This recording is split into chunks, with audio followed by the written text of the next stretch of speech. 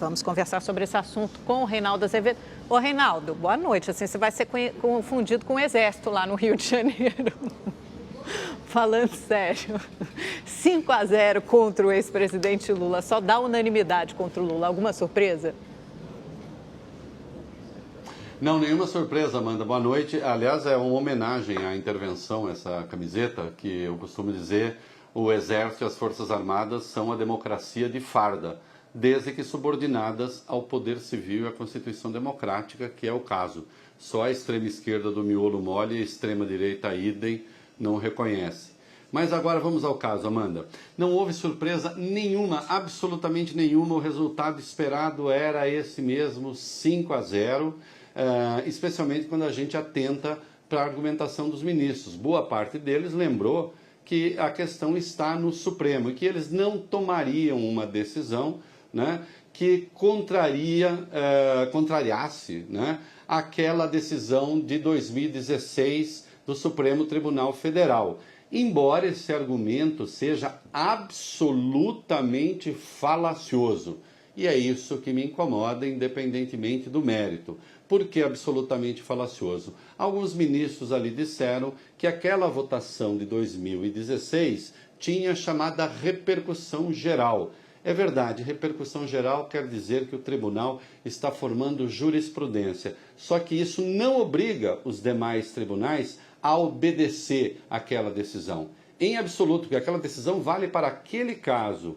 E ali você tem uma instrução, uma espécie de instrução para os outros tribunais. Ora, Amanda, se a decisão tomada em 2016 obrigasse os demais tribunais, inclusive o Supremo, a segui-la, os ministros do próprio Supremo não teriam dado habeas corpus para pessoas presas. E a gente sabe que em 390 casos houve 91 concessões de habeas corpus. Aliás, ministros que são absolutamente favoráveis à prisão em segunda instância deram habeas corpus. O Roberto Barroso deu um habeas corpus. O Luiz Fux deu um habeas corpus. Como é que se pode falar que aquela decisão tem de ser obrigatoriamente seguida se os próprios ministros do Supremo não a seguem? É que ela não tem, porque aquilo não tem efeito vinculante. Aquela ação julgada em 2016 não tinha efeito vinculante. O efeito vinculante, sim, obriga a questão, obriga a que se siga a decisão do Supremo. A defesa do Lula ficou chateada, gastada com isso?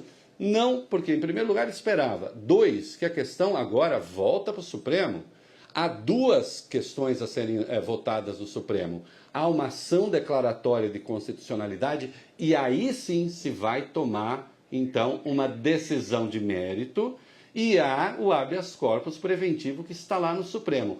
A dona Carmen Lúcia tem de sair da sua zona de clichê, eu chamo zona de clichê, a chamada zona de conforto, eu odeio essa expressão e estou usando, né?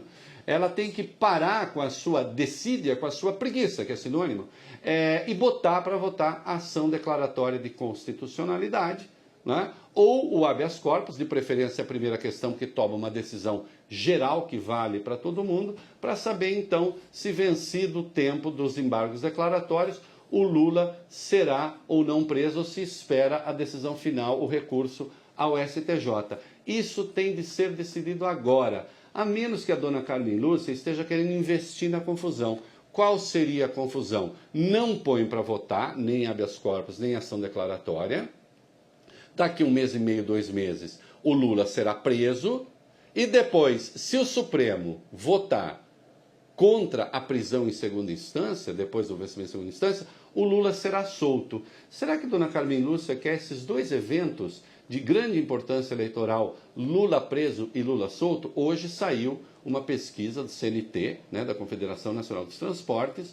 O Lula continua disparado na frente no primeiro turno e continua a vencer com folga todos os seus adversários no segundo turno. Como ele não será candidato, nós estamos caminhando para um impasse eleitoral. E aí eu recomendaria, como fiz ontem, que as pessoas que estão contentes com isso vejam o que aconteceu na Itália. Hoje a Itália está entre um fanfarrão como Berlusconi e literalmente um palhaço. É o que acontece quando você destrói a classe política. Então eu sugiro à doutora Carmen Lúcia que cumpra a sua obrigação e coloque para votar a ação declaratória de constitucionalidade e, a depender do resultado, também o habeas corpus preventivo. Ela tem a obrigação de fazê-lo. Apequenar o tribunal é não fazer. O Lula não tem que determinar qual é a agenda do tribunal. Carmen Lúcia, vamos lá.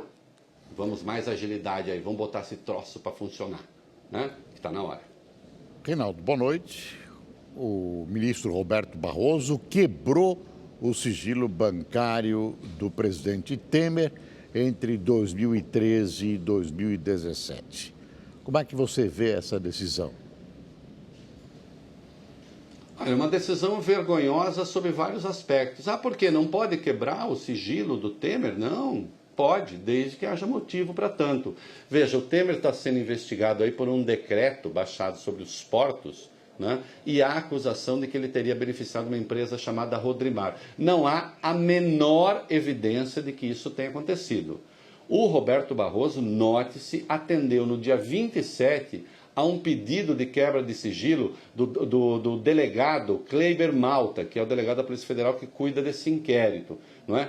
Contra a opinião do próprio Ministério Público, da Procuradoria-Geral da República, que não via razão nenhuma para quebrar o sigilo. Bom, ele quebrou.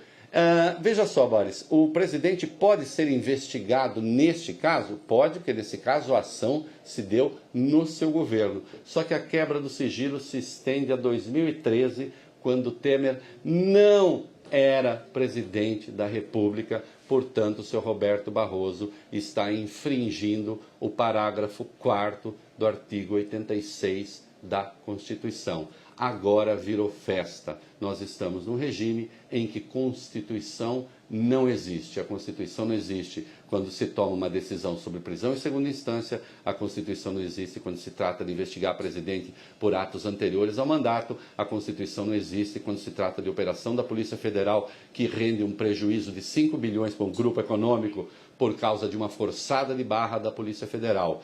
Ou seja, o Poder Judiciário brasileiro está se transformando definitivamente na maior fonte de insegurança jurídica do país, sob o aplauso dos idiotas. Os idiotas aplaudem, idiotas que aplaudem ainda terminarão, como lá na Itália, tendo de escolher entre um palhaço e um bufão. É isso aí. Reinaldo, obrigada. Boa noite. Até amanhã.